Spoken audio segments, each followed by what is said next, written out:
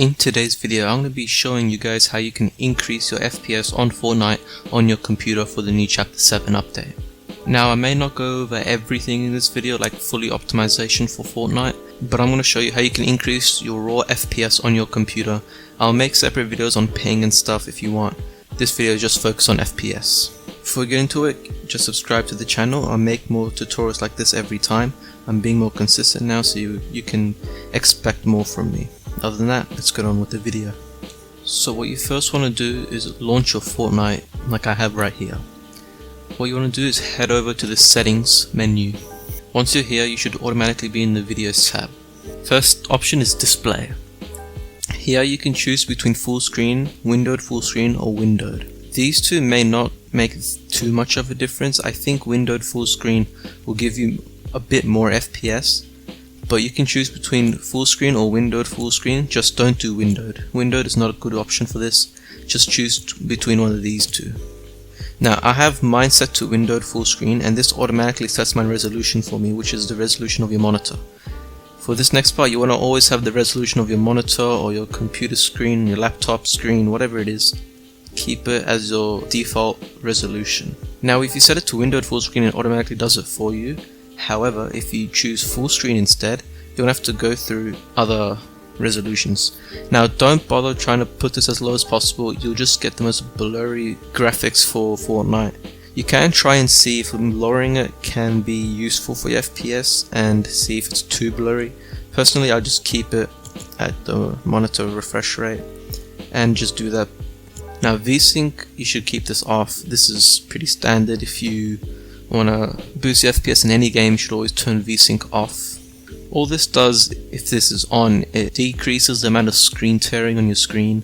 Turning it off may result in screen tearing, not all the time. Now, for your frame rate, this is pretty much up to you. What people can say is leave it on your monitor refresh rate. So my laptop right now has a refresh rate, the screen is 144 Hz. So I could leave it at 145 FPS, but I know Fortnite for me can go higher than that. So you can try each other ones, or you can just go to unlimited.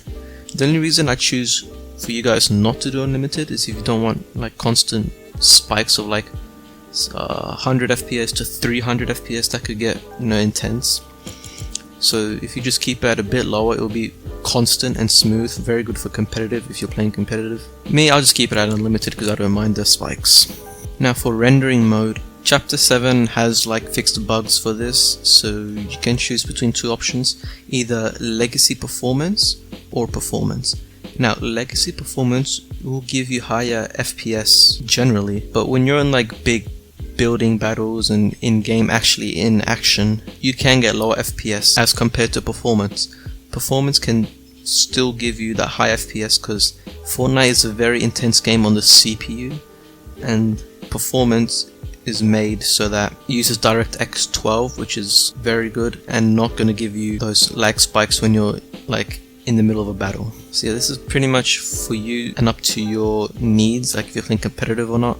And sometimes DirectX 12, like for me, I don't think it works on my computer. I had to boot this up using DirectX 11. So I'll leave this as it is for me. But you guys, you can choose up to you. Either legacy performance or performance. Now for the graphics section, none of these will like help you in any way to improve your FPS. This is just personal like needs and whatever, so you can play around with it if you want, or you can just move on to the next step. I like to keep this with the default settings. So here we have graphics quality. Here what you can do is decrease your 3D resolution in case you're running into a GPU bottleneck. Now this may look weird when you're playing games, so you can adjust it however you like and see what is the best looking for you in terms of your frames. And I have to tell you, if your GPU is barely being used, all this does is makes players harder to see because this lowers like the rendering of the game. So this doesn't help at all if your GPU is barely being used. So now we have dynamic 3D resolution. What this does is just adjust the 3D resolution based on your GPU load, so it does it automatically technically. Now I would never touch this, I'll just keep it as it is. For me, it's off right now. Most of you guys should be off, so just leave it like that, you don't need to touch it. This is already off anyways if this is set to 100%. If this is below 100%, then you can turn this on. Plus I don't want to have an experience where I'm having high 3D resolution, then low 3D resolution, then back to high, back to low. I'd rather have it consistent, so for that, just keep it off. Now, as of recording, view distance only determines how far objects are, like guns and potions and all that. It doesn't really affect your FPS at all. So for that, no matter what computer you're on, you should try and like go either far or epic. Maybe you can see something with far, but other than that, there shouldn't be that much of a difference. You shouldn't be going to like a medium or near. I think I had mine on medium, so I could just put up to epic. The next option, textures, also doesn't really affect your FPS too much. Again, you can experiment. Most of the time you should keep it low, because if you have fancy things installed, then maybe you might want to keep high, but most of us don't even have anything installed for Fortnite, just for textures. So we can keep it low. If you want, you can keep it medium. But yeah, I'll just set mine to low anyways. Now the next option, meshes, I'd like 90% to just low. This obviously will increase your FPS and can actually increase your visibility if you are in heavy situations like building really fast and everything. So that can be helpful. Because if this is on, it will just make objects a lot more detailed, and if it's not that detailed, you can kind of see through it, increasing visibility. So for that, just keep it at low. Now in the advanced graphics section, turn on show FPS if you haven't already. Obviously it can help you see how much FPS you have. Now if you have an NVIDIA GPU, you should be seeing the options for latency markers and NVIDIA reflex latency. This can be used if you turn on the latency debug stats in this option here. But I don't have it on, you can keep it off. If you're playing competitive or like want to see other stats, you need to turn this on. But other than that, if you don't even have an NVIDIA graphics card, you might not even have this option. Now for NVIDIA reflex low latency, what this basically does is sets, if this is on, it shows you the newest, freshest frame. So this is obviously very good if you're playing competitive and or just want to see the next frame as quick as possible.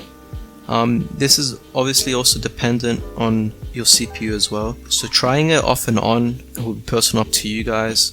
For me, I think the best option is just keep it on. Don't worry about on plus boost unless you want to try that out. Just keep it at on. And that should be it for this section.